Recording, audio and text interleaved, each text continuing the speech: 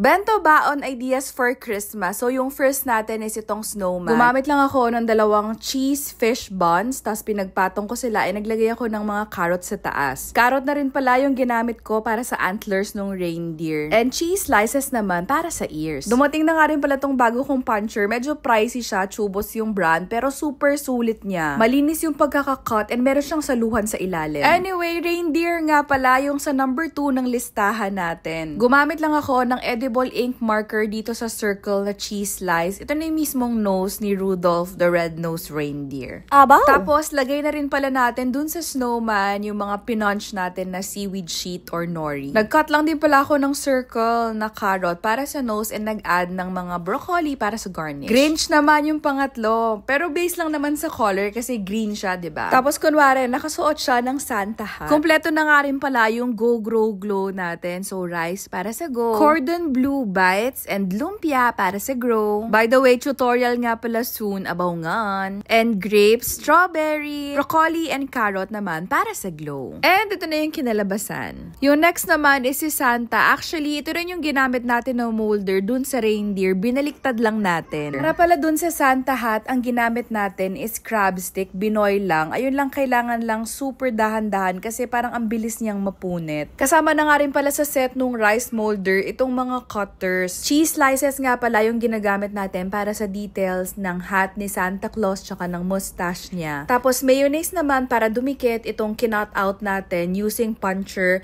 na mga seaweed sheet or nori. And para naman sa nose and yung mismong face ni Santa, ham. Para naman sa Christmas tree, nag-cut lang ako nitong chicken nuggets. Yan na kunwari yung mga gifts under the Christmas tree. Tapos using yung remaining na crab stick natin, nilagay ko siya dun sa Christmas tree para kunwari tinsel garland. Basta yung parang mahaba. And since medyo empty yung spaces sa taas, nag-cut out tayo ng carrots na stars. Initially, naisip ko, ilagay yung mga stars doon sa may tree, tapos snowflakes doon sa labas. Kaso white kasi yung snowflakes, hindi siya masyadong makikita. Kaya ang ginawa ko, pinag-swap ko na lang yung white doon sa may green para may contrast. And then orange na star naman para doon sa white na rice para mag-pop yung color. Apple nga pala and mango yung fruit. Tapos shrimp ball, ham, cheese, and crab sticks yung pinakaula. Hindi ako makapag-decide nung una kung wreath ba yung gagawin ko or parol. Pero halfway nung paglalagay ko ng broccoli dun sa circle, naisip ko, parol na lang para Paskong Pinoy. Share ko lang din pala na it took almost 4 months bago ni Kitty kainin yung mga binabaon ko sa kanya na broccoli. Actually, kung nasubaybayan nyo nga yung journey namin, ang layo na nung mga binabaon ko before